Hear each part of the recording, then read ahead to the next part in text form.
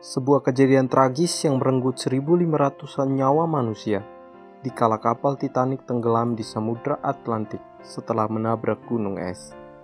Setelah tubrukan, air dengan cepat masuk ke dalam kapal pada bagian haluan. Berangsur-angsur bagian haluan dan bagian tengah kapal terendam air.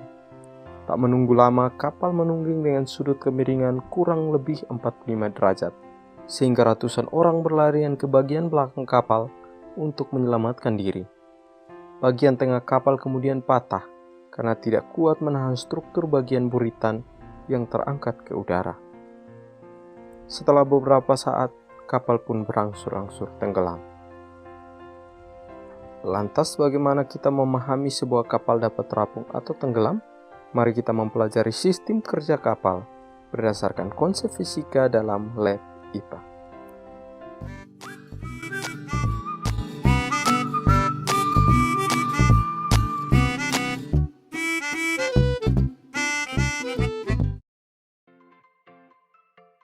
Sebuah kapal besar dengan muatan beratus-ratus ton, bahkan ribuan ton, tetap mengapung di permukaan air karena sebuah konsep fisika sederhana, yaitu hukum Archimedes.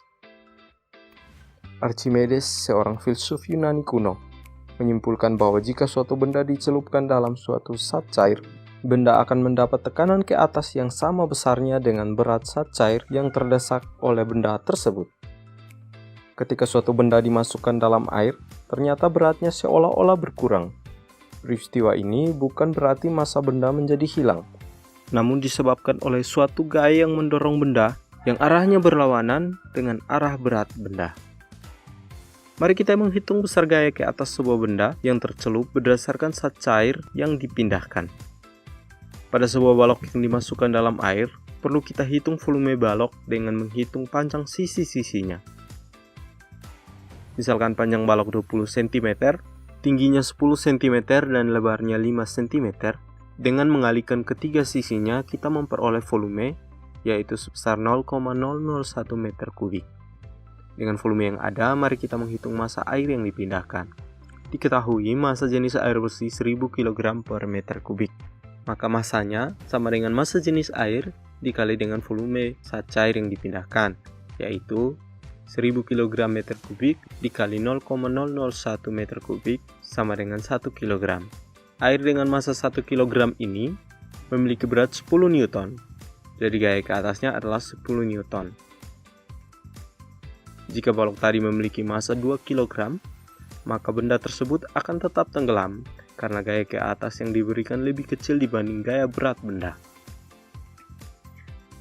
Ada dua cara agar balok ini dapat terapung.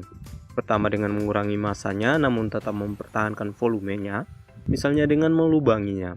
Atau cara lain dengan tetap mempertahankan massanya namun memperbesar volume yang dipindahkan.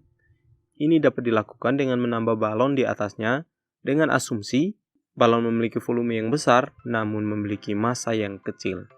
Konsep inilah yang kemudian diaplikasikan pada bagian bawah kapal.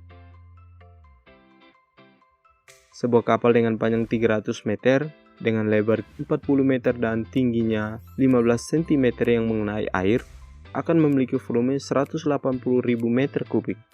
Dengan volume sebesar ini, massa air yang dipindahkan adalah 1.800.000 kg atau 180.000 ton. Dengan perhitungan yang sama, maka gaya ke atas akibat massa air yang dipindahkan ini adalah sebesar 1.800.000 Newton. Gaya ini cukup besar untuk menahan beban hingga ratusan ribu ton. Ditambah desain kapal yang dibuat berongga, membuat massa kapal menjadi lebih kecil. Rongga kapal ini terisi udara dengan massa yang kecil, sehingga rata-rata berat kapal akan lebih kecil dibanding gaya ke atas yang diberikan oleh zat cair. Jika gaya berat kapal lebih kecil atau tidak mencapai 1,8 juta Newton, maka kapal akan terapung di atas permukaan air.